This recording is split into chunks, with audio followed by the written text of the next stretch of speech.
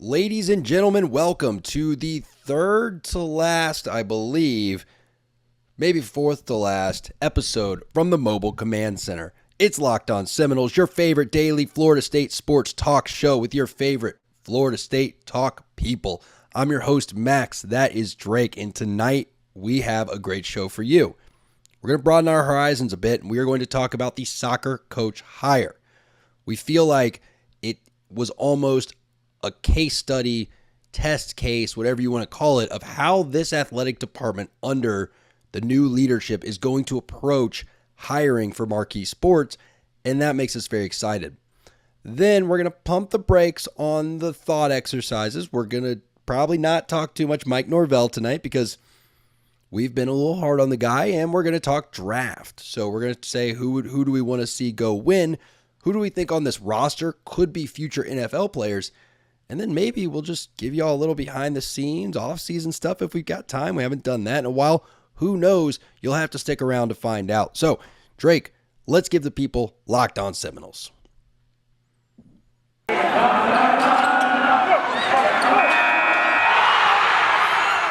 are Locked On Seminoles, your daily podcast on the Florida State Seminoles, part of the Locked On Podcast Network. Your team every day.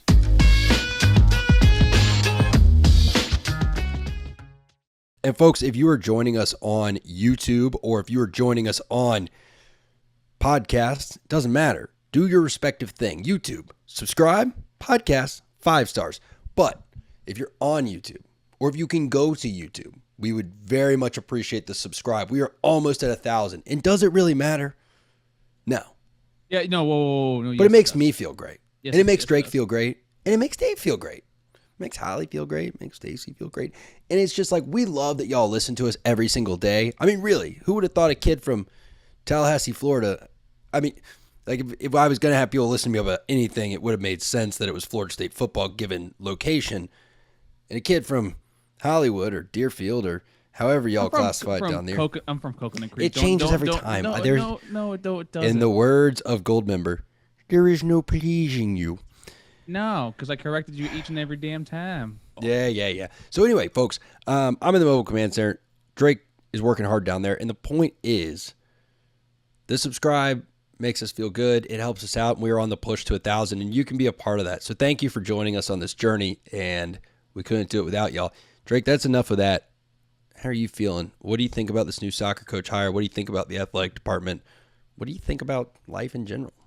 One, I'm feeling good, man. I got a lomo saltado waiting for me after this recording. I'm very excited to eat that after a long day at work. I've been up did start in the morning workouts, and yeah, it sucks waking up at 6 a.m.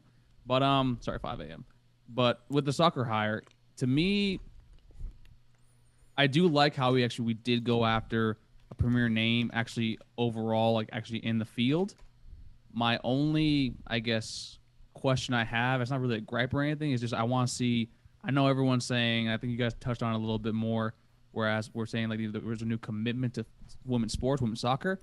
I kind of want to wait until maybe 2-3 years from now to see actually how that turns over, because we did just lose the best coach, actually probably overall in probably the history of the sport right now, because I'm Mark Krikorian.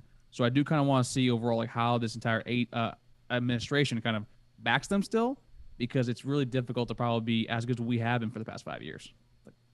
Yeah, I mean, it's like when I don't know the guy's name, the bad guy coach in Mighty Ducks 2 says, "You lost it for me, Gunner." He says, "You lost it for yourself."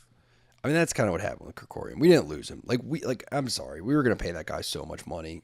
It was stupid. And the reality is, schools like Clemson are literally just cutting these programs that don't make any money. At Stanford, if you want to go watch the thing about the kids paying to get into school, the documentary, the sailing coach basically says you are sat down and explain that your only job is to fund your own sport, because it's Stanford, where they have a fully endowed scholarship fund.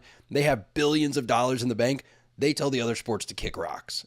And we were going to make him the highest paid coach in the nation. Like, I understand that we're not funding his department the way he wanted necessarily, but we're getting him some new stadium stuff. And again, I hate to sound calloused. Maybe this is just me coming off a day of work. You make $0 for the school. Us paying him any money is pure, like, us trying to sustain the sport for the good of the young women that play it, for the good of the student athlete, and for the good of the furtherance of women's sports. Like, it, you know what I mean? It's just a different game. I get what you're, I get what you're saying, because like we all understand. I think it's naive to think that basically that football is not your number one primary breadwinner when it comes to financial revenue.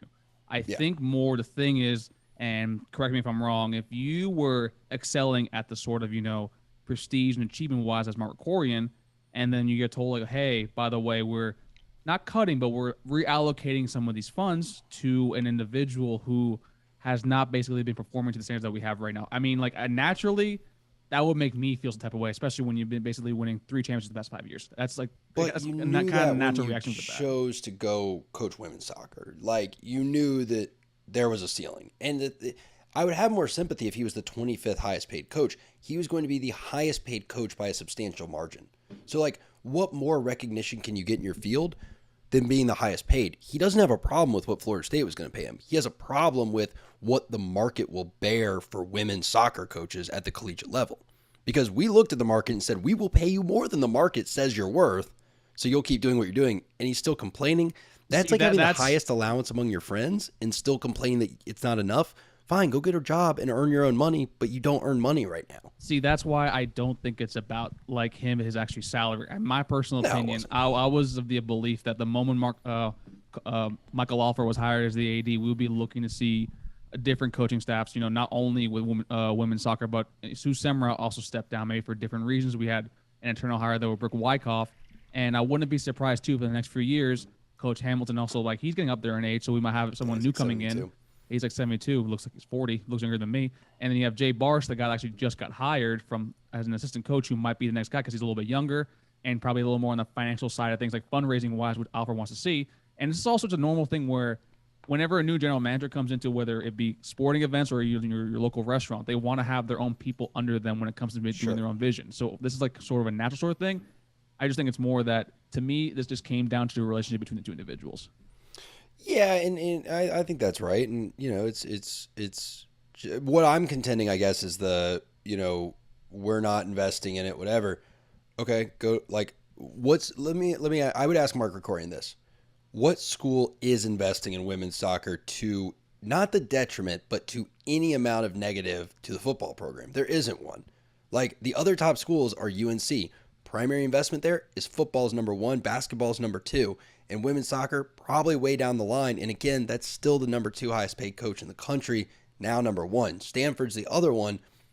Okay, Stanford again makes all of their non-football coaches basically be full-time fundraisers. That's just the philosophy on which they operate, and they have more money in the bank. Who did we beat? Santa Clara? Like, how much does that soccer coach make? I mean, and I'm not saying he wasn't right to leave. You don't have to work for a boss you don't like. Yeah. But to say that, like, we are not funding the program appropriately, I just think was a little out of bounds when it's like we are funding it more than any other program in the nation, when right now our football program, compared to those other schools, needs more resources to get itself back on its feet. See, that's more, it's where, like, I think it's that fact that we're reallocating these sources from probably besides the women's softball team, probably the strongest, I guess, sport that we have right now, to a extremely struggling kind of department actually within the athletics. And I think that's more probably, it's an irritating type of thing. I don't know whether you can agree with it or not, but I think it's more just like that probably would rub some people like the wrong way if your money's going for somewhere else that you work from that. You know what I'm saying? Yeah, I guess, but it's like go to any other school. Football is going to be priority number 1. So then do you only complain when the football team starts to suck? Like, football doesn't, it doesn't work that way. Like, you don't invest in it only when they're good. Like, it's not show me you can win and then I'll pay you. It's like, hey, we're going to keep investing money hoping that we get better, because if this sport doesn't improve, because you say sports, and I don't think you mean it this way, but like, they're not both sports in the sense that they're both, integer 1, they're equals, right? It's like, that's like having a really, really, really good greeter at a Walmart, right? And saying, hey, we really shouldn't take money away from his position to help the marketing budget of another Walmart that we're really relying on to fund all the Walmarts in the area. That's kind of a shitty analogy, but they're not on the same plane. Like, you can't just say, well, my sport's good and his isn't, so why are you giving him money? Because frankly, if women's soccer loses every game next year, no one loses their job over it. I mean, the coach might, but whatever. if football has another season where they don't make a bowl game, people throughout the department at women's softball, at soccer, at basketball start losing jobs sports information. No, I can agree with that. I think the football program overall is the most important thing, and it's for probably 99.9% of schools, except for maybe your schools that are primarily lacrosse. Basically, that's the lifeblood of your entire athletic department. There's a couple. Or basketball too. Yeah. I just think it's more. That's where I'm saying like that's like a personal thing where it's like. Yeah, I agree. I'm just I'm arguing with Krikorian, not you. I think is what I'm getting at. I'm just saying you're right. I get where you're saying like I hear you're saying how he probably felt. I agree with that. I'm just like arguing against him through you as a proxy of like, yeah, but hey, idiot, like that's not how it works, and you're being a child. But either way, look, what I'm excited about, Drake, and like I don't know if I'm making too much of a comparison, but in a sport where, it's not a revenue sport, but we have been dominant on the national landscape. It was really cool to see this athletic department go get the head coach of Tennessee, who had been there for 10 years, right? Who was making pretty good money at a Power 5 program. He was the SEC coach of the year. He'd won an SEC championship. Like, we went and got someone. Like, we didn't just say, hey, okay, who's kicking around that might want to coach our soccer team? They made a power play for someone, and they successfully made a power play for someone. No, I 100% agree. That's exciting. I think his last name is Pensky. I think is his name. And it's Brian Pensky, yeah. Yeah, Brian Pensky. Yeah, Brian Pensky, to me, that's a very, very elite hire right there, and that's someone that overall, like, he has the roster to actually compete again once. Like, to me, this is a team that's the best in the country, and that's been shown 3 out of the past 5 years. So overall, like, as long as we see like the sort of commitment that we've seen before when it comes to women's soccer, I think it's more just basically I want to say 2 years from now, 3 years from now, actually where this team ends up with that, because I do think Brian Pensky is probably the best coach out there that was available overall. Yeah, and I would say this, right, to Mark Krikorian, all right, find me a school where the Locked On channel is going to spend 12 minutes talking about women's soccer, because that's how much we care about the sport, and that's how much we care about the athletic department in general. And if that's how much you care about your body, well, you need to be putting the right fuel in it, okay? And the right fuel for it is none other than Built Bar. I mean, there's a lot of things you should eat, right? Get your vitamins, get your minerals, get your all that good stuff. But Built Bar should be a foundational item in your diet at this point. And if it's not, well, go ahead and fix it. Go to Built.com, use promo code LOCK15. Folks, Built Bars are protein bars that taste like candy bars. They are delicious. They are nutritious. And now they've got these crazy, fluffy, marshmallowy things called Puffs. I don't know. If you're into marshmallows like me, I like Peeps. Drake doesn't really, however you feel about it, they've got other products. I'm frankly sticking with the Built Bars because all I need is my peanut butter brownie Built Bar, and I'm set. It gives me energy for the 6 a.m. workout, and it gives me energy for the 6 p.m. phone call. So go to Built.com and use promo code LOCK15 to get 15% off your order. Folks, if you're rocking and rolling with us, make sure that you are subscribed to the YouTube channel. We are on the race, the push, if you will, to 1,000. Yeah, follow us on Twitter, all that stuff too. But make sure you subscribe on the YouTube. That's the most important thing you could do for us. The most important thing we could do for you is to keep doing the show every day. So we'll hold up our end of the bargain. If you guys just hold up yours, click subscribe. Drake, let's talk draft. This is going to be more you driving it because I have a simple philosophy when it comes to pro football. I watch the playoffs, and other than that, I just, whatever. Once they're gone from Florida State, here's the thing. I made a conscious decision in my life many moons ago that there's 7 days in a week. 5 are going to work, and then I had Charlotte. So I had to decide that, I can't dedicate day 6 and 7 to football. So something had to give, and I picked college. But, I know a little bit more than the average bear about the program, I guess. So what do we look like on the draft boards? What's the hot news? The hot news is right now that maybe Jermaine Johnson is a top 5 pick, and that's something that probably I think entering the year, you probably heard that he might be a second round pick, but I mean you saw the season he had overall. Basically, he cemented himself as definitely a top 32 player, and then the combine he had. I mean he ran a 4.54, a 4.59 as a defensive end. At that size too, I mean 6'5", 254 pounds. That's a big man coming at you with it literally is a terrifying thing to see. Yeah. So to me overall, I think right now what you're hearing is that he might be a top 5 pick, but also basically when it comes to these sort of things where a lot more names are put out there, kind of as a smokescreen for certain things, mainly to have other teams sort of sell higher to get their pick. So with Jermaine Johnson, for me, he's going to be the first Seminole taken off the board. Obviously, that's no shocker to anyone. But to me, I think that he's going to be drafted to probably either the Texans at 13 or the Baltimore Ravens actually probably at number 14, which to pair him with Patrick Queen. And that's something that he's not going to go past that spot. So, folks, if I were y'all, I would definitely, if you see, I know you're going to see some value, some prop odds at BetOnline.net. Take those top 10 odds, because I think right now him in the top 10 is like a plus 180, and that's something I should definitely consider taking. There you go. Yeah. So I think it's So first of all, yeah, you're right. He was blistering fast, but you left out how my man benched 225 at his pro day, I think like 29 times. So he also showed some strength there, which is crazy. Kier might have benched it more than him, but Kier also outweighs him by 40 pounds. Kier's huge, man. It's 275. So right now, I do know this, right? It's Jermaine and it's Kayvon Thibodeau, who I don't want to brag, but I did see at the airport after the Virginia Tech game. And I don't really know, like, I just think that one's going to come down to, like, what does your team need? And I saw someone said he might go to the Jets at number 4. I don't know a ton about the Jets, but I have a buddy that hosts a Jets podcast, and I did go on there last year after they drafted Hamza, so I did some research.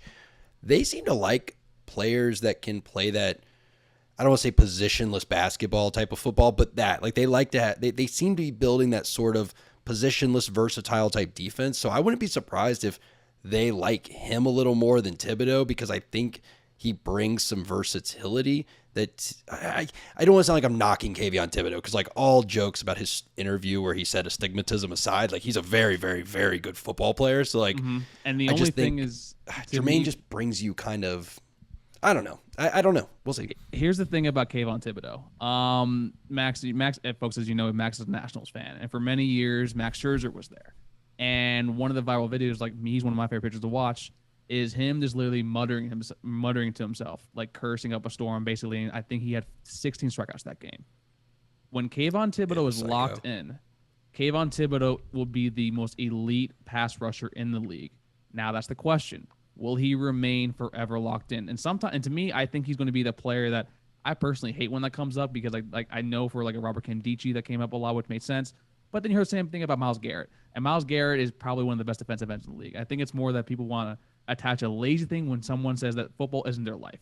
Because Kayvon Thibodeau was on records when he was being recruited. That's like, football, like, I'm good at it, but I don't need it. And folks, when employers hear that, it's like, oh, you're not going to be 100% dedicated, sleep, eat, and drink football. So I think that's kind of more the knock on him. But to me, Kayvon Thibodeau will be the first one off the board, primarily because when he is locked in, no one can block him. But I think Jermaine Johnson is number 2 on my board, because I don't understand the Aiden Hutchinson hype, primarily because I just think he's just a tall, like, he's a productive player, but to me that's just, he'll be Chris Long. He'll have a very long and solid career, and then be a reserve for the Patriots and the Eagles and get a ring.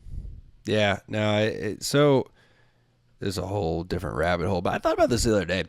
I was laying in bed and I was like, it's kind of weird how we force them to say they love football. Like, I want one time someone to come out and be like, I really don't like playing football, but I'm really good at it and I make a ton of money doing it. Like, baseball players say that all the time. Lawyers say that all the time. Business consultants will tell you that. Literally any other profession will tell you that. I don't know why football players have to love the game of football, because here's the thing, and I don't want to disparage what these guys go through. They don't work any harder at football than we work at our jobs. Oh, you've played it your whole life? Yeah, I've been learning math and reading and science my whole life too. Like, I work really, really hard in schools, and I work really, really hard at my job, and I've learned a ton of stuff, and I regularly wake up early. Oh, and you know what? I don't get a freaking off season. So I'm not saying what they do is not hard. I'm just saying, like, I don't know why they have to love their job and can't just, like, I don't know why that's such a big knock on, like, Kayvon Thibodeau. It's like, okay, yeah, he's leveraging his skill set to make money, and he thinks about other things while he does it. Good for him. Sure. Yeah, I mean, I don't get it either. Yeah. But anyway, we do have a lot of cool draft coverage, though, on the Locked On Network. We do a live draft show, so if y'all are into the draft, it's not as fun when we don't have 12 players going in it, but make sure y'all check out the Locked On Network's draft coverage. You can see me. I think I did a bit on Jermaine Johnson and a Clemson guy. I don't really remember, but I did. And yeah, so all that's great. But folks, I want to get more into this roster, Drake, because I'm interested to hear, like, Who do we think on this roster could end up playing on Sunday? You're not going to give any love to Jean Corbin? Damn, bro. That's cold as hell. Oh, I thought we just wanted to talk about Jermaine. We could talk about everyone in the draft. Yeah, that's fine. But first, let me tell the folks about Rock Auto. So, folks, if your car is like me and doesn't always perform at its best and forgets players and things like that, make sure you get it fixed. And the best way to get it fixed is going somewhere that's not going to charge you an arm and a leg for parts. And that place is rockauto.com. It's a family-owned business. It has Amazon-level prices and convenience with that small shop, mom-and-pop feel to it. You feel like someone's just walking you through it as you're trying to find the right part. They don't make you feel dumb. They don't make you look up serial numbers. You just say, hey, this is my make, this is my model, and this is what I need. And they tell you the part that is, right? And they send it out to you, and it gets to you with a great price in a very short and reasonable amount of time. And it's just like a good buying experience. And buying car parts is a pain in the ass. So if they can make it a little bit easier, they're good in my book. I've used them. Drake's used them.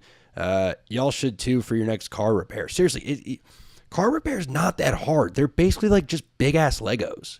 Just get a socket wrench and like some screwdrivers and go to YouTube, and it'll tell you how to do pretty much anything, and then get the part from Rock Auto and save yourself a ton of money. And I'm not going to lie to you, there's like a little bit of your self-confidence that improves when you fix something on your car. Like, you will find yourself telling people at work for a solid 6 weeks about you did your own car repair, and you just feel cooler, you save money, and like, honestly, you become a little cooler. So go to rockauto.com and tell them Locked On sent you. So yeah, we could keep rocking and rolling with draft stuff, but folks, make sure that we're your number one pick. We know we're your number one listen, but we want to be your number one pick. Hit that subscribe button, and you can check out our various playlists for all the different things that we talk. We talk Mike Norvell, we talk players, we talk all kinds of stuff. Or if you really want to, you can just go check out the full episodes playlist, and we can keep you company all day long because, let's be honest, it's probably more fun to listen to us than whatever else you had to do today. But let's talk about people that are doing something else today, Drake. We also have Kier Thomas entering the draft. We've got Jean Corbin entering the draft. And we have a couple other really optimistic young gentlemen allegedly entering the draft. But those four, right, those three are kind of our main ones, I would assume, unless I'm forgetting someone. But again, once they leave Florida State, they're basically dead to me. So, yeah. He's kidding, folks. But no, with Jean, I mean, yeah, sure.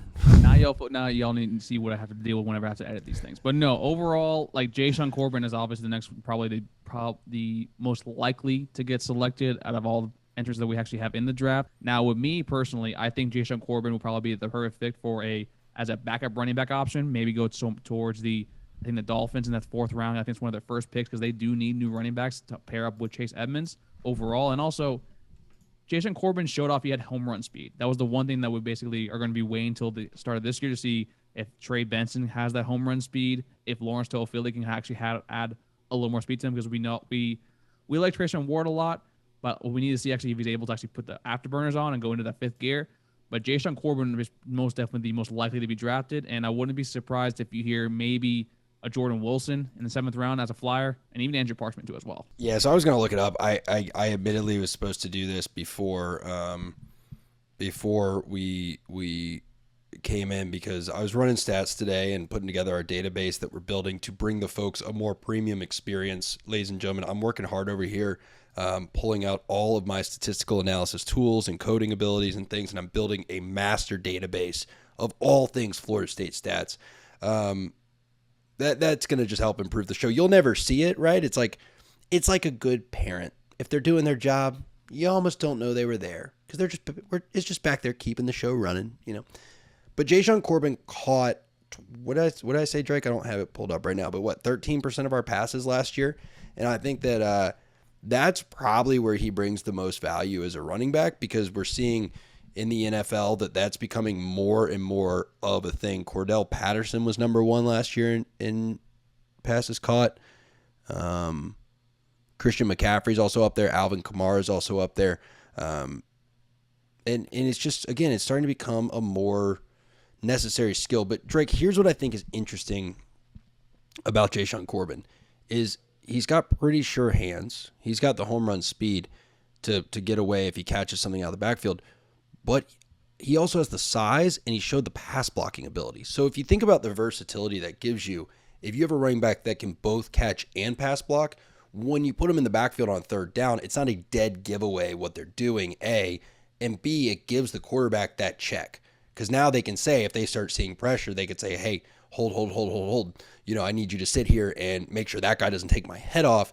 And it lets them, if he's in a pass pro set and they see him dropping into a 3-4 into coverage and he sees, maybe the nickel's cheating over, he's like, hey, actually, hot route that and go out to the flat, that kind of stuff. So it gives the quarterback options. It keeps the defense guessing. And I think it's a really valuable skill set.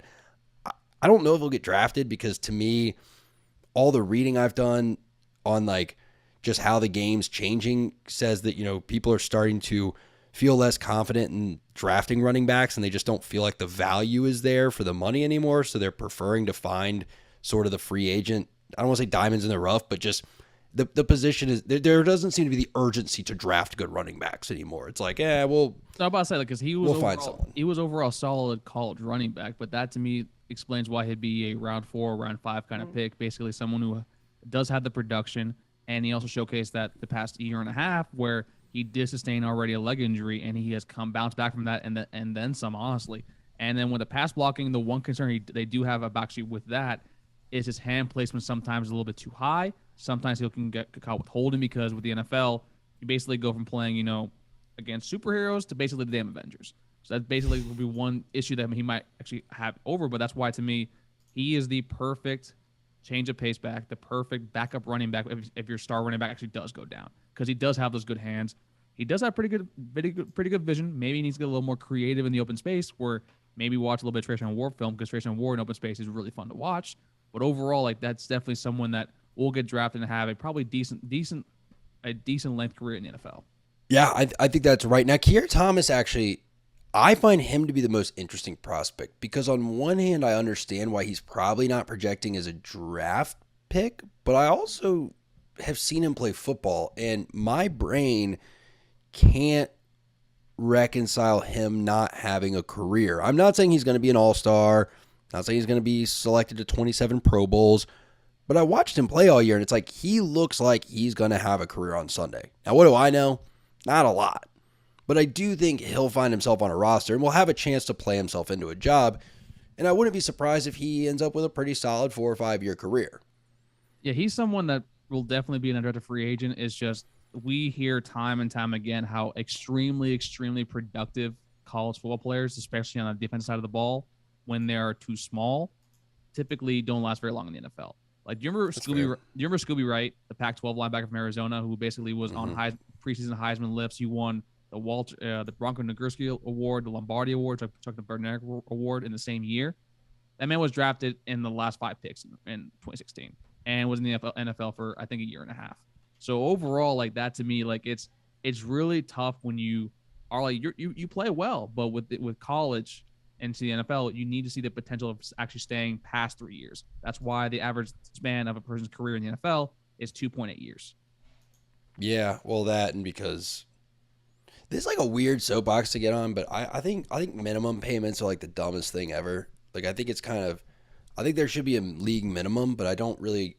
It's a graduated minimum, right? Where you have to make more as a second year, more as a third year, more as a fourth year, which means you have to prove your value plus some every single year. And I understand maybe that's to give rookies more opportunity, but I don't really like that. To me, setting the price floor, I think it's kind of unfair to guys who could have a solid 6 or 7 year career.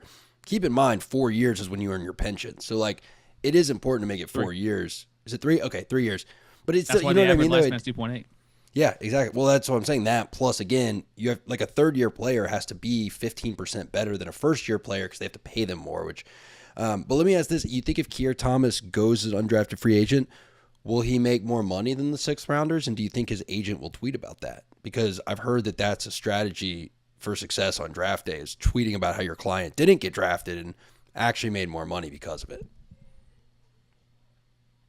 I'm of the belief that if you're an undrafted free agent, you most likely are going to get paid more money, and in some cases, it's better to get undrafted than actually be drafted in the 6th or 7th round, primarily because you can actually select your team. You can also get paid more, and incentives-wise, it's a lot better for that. Agreed, but that was it's a bad look. It's one of those things where it's yes, you're right, but put it this way, no one doesn't want to get drafted. Like, it's like when you get into your safety school, which I wouldn't know about because I went to community college, and you're like, no, it's fine. I really want to go there because they actually have a better program for, like, insert random major here. It's like, you're not wrong, but come on. Anyway, Trayshawn Ward, by the way, according to Pro Football Focus, this is way off topic, was the 5th best pass blocking running back in the country last year. That sounds about right. He's a PWO. He has that kind of mentality where you have to fight tooth and nail for your roster spot. So obviously something that's not looked upon as pass blocking, he's going to be good at. Yeah. Sorry, I want to make sure I was right. Yeah. So, dude, and then Jean Corbin, it looks like they don't give. By the way, folks, a little behind the scenes, they don't give you a ranking number on PFF when you sort it, so you have to count it. But it looks like he was about 20th, 25th. So he is a pretty good pass blocker. But holy cow, Trayshawn Ward 5th in the country. That's not ignoring the snap count minimum. So that's at least 150 snaps taken. Anyway, folks, we appreciate you. Drake, is there anyone else we need to touch on? Just be on the lookout for probably some flyers being taken. I think Jordan Wilson is someone that we like a lot, basically, who can block really well, and obviously he's got a lot of potential there. And then I'll stay packed that I think Andrew Parchment will get drafted in the 7th round. But anyway, folks, we appreciate you rocking and rolling with us. I'm Max. That was Drake, and this was Locked On Seminoles. Take care, everybody, and shout out Brian Burns in a 5th-year option, $16 million for this coming year. Hey, and again, we've said it, but Scotty Too Hottie, Rookie of the Year.